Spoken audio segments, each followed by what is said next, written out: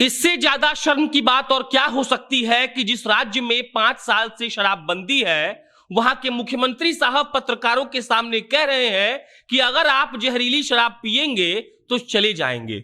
आप सोचिए उस मुख्यमंत्री के सोच को, और उसके बाद यह सोचिए कि उस मुख्यमंत्री ने अपने पुलिस वालों को क्या कहा होगा कि जहरीली शराब बनाने वाले के साथ कुछ मत करो, अगर जो उसको पीता है वो तो चला जाएगा।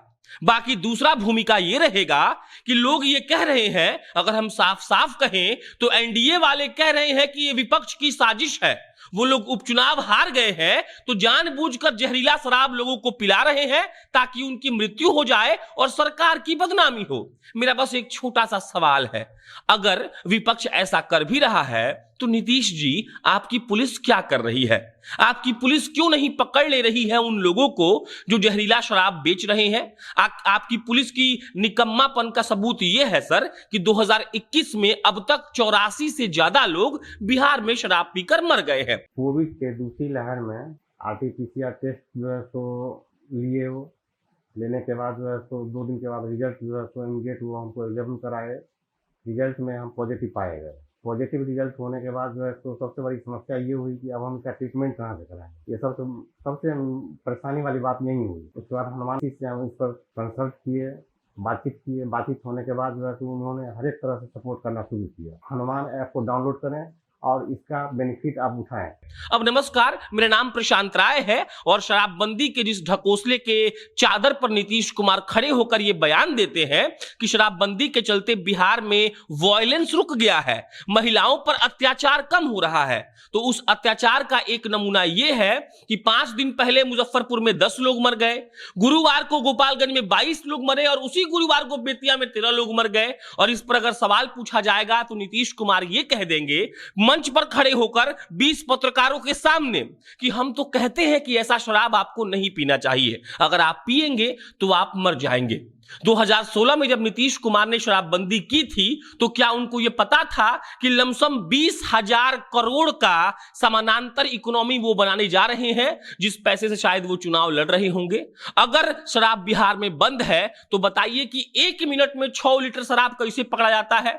और उसके बाद आप हमको यह बता दीजिए कि यह महाराष्ट्र से ज्यादा शराब महाराष्ट्र के युवा, महाराष्ट्र के मर्द जो 18 साल के ऊपर हैं, उनसे ज्यादा शराब बिहार के मर्द पी रहे हैं। अब ये बताइए कि ये कैसे संभव है? अगर संभव है तो शराबबंदी कहां गया?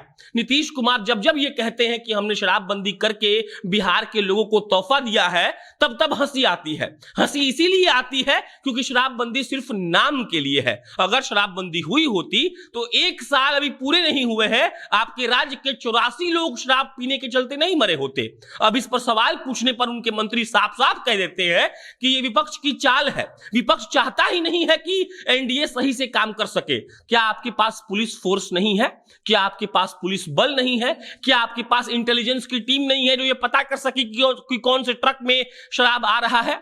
एक डेटा के मुताबिक लगभग 20,000 करोड़ का शराब बिहार में आता है। अब आप सोचिए कि इससे कितना नुकसान है। पहला नुकसान यह है कि आपको राजस्व नहीं मिल रहा है। दूसरा नुकसान यह है कि आप एक पैरेलल इकोनॉमी बना चुके हैं उन गुंडों के लिए, उन मवालियों के लिए जो शराब बेचकर अपना पेट भर रहे हैं। अगर बिहार में शराब चालू होता अब तो पैसा राजस्व में आता। आपने बंद कर दिया वो भी ठीक है, लेकिन जब आपने बंद किया है तो आपके लोग कैसे मर जा रहे हैं शराब पीकर? ये जब जवाब आपसे पूछा जाएगा तो आपको ये नहीं कहना चाहिए नीतीश जी कि जो जहरीला शराब पिएगा वो मर जाएगा। उसके बाद पुलिस की करामात देखिए, जहां जहां गोपालगंज के मोहम्मदपुर में लोग मरे, मुजफ्फरपुर में लोग मरे, बेतिया में लोग मरे, होता क्या है कि जो शराब पीता है उसको आंख से दिखाई कम देने लगता है, उसको दस्त हो जाता है, उसको चक्कर आता है। और जब जब लोग का तबीयत खराब होता है तो पहला आरोप यह है कि पुलिस वाले बिना पोस्टमार्टम किए वो शरीर को जला देते हैं, कहते हैं कि पोस्टमार्टम हो गया है। और दूसरा यह है कि कई डॉक्टरों ने मुजफ्फरपुर में भी, बेतिया में भी, गोपालगंज के महमदपुर में भी कहा है कि सामने वाले की बॉडी से स्पिरिट की मात्रा दिख रही है, मतलब सामने वाले ने शराब पी थी, लेकिन पुलिस वाले इस बात को छुपा ले रहे हैं। जब हम विपक्ष के तौर पर यह आरोप लगाते हैं, विपक्ष वाले ये आरोप लगाते हैं सरकार पर कि सरकार सच नहीं बता रही है, तो सरकार झट से ये कहकर पल्ला झाड़ लेती है कि विपक्ष वाला सब खेल कर रहा है। लेकिन जब जब एक डॉक्टर कहता है कि शराब में बॉडी में स्पिरिट पाई गई है, तब उसके बाद नीतीश की पुलिस, नीतीश कुमार खुद आकर ये क्यों नहीं एक्सेप्ट करते हैं कि उनके एरिया में शराब बिक रहा था? क्यों नहीं इस बात को मान लेते हैं कि शराब बिहार में उपलब्ध है?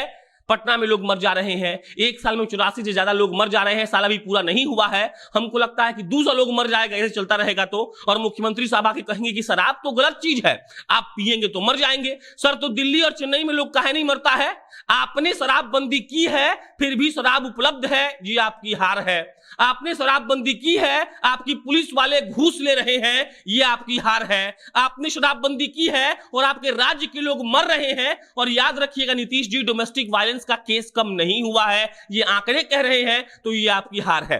बाकी लोगों का मरना कब तक जारी रहेगा ये हमको नहीं पता है, लेकिन इतना पता है कि जिस राज्य में शराबबंदी हो वहां अगर 1 मिनट में 6 लीटर शराब पकड़ाता हो तो हम ये समझ सकते हैं कि हमारी सरकार कितना सजग और सतर्क है, और ये भी समझ सकते हैं कि वहां की पुलिस कितनी अच्छी है।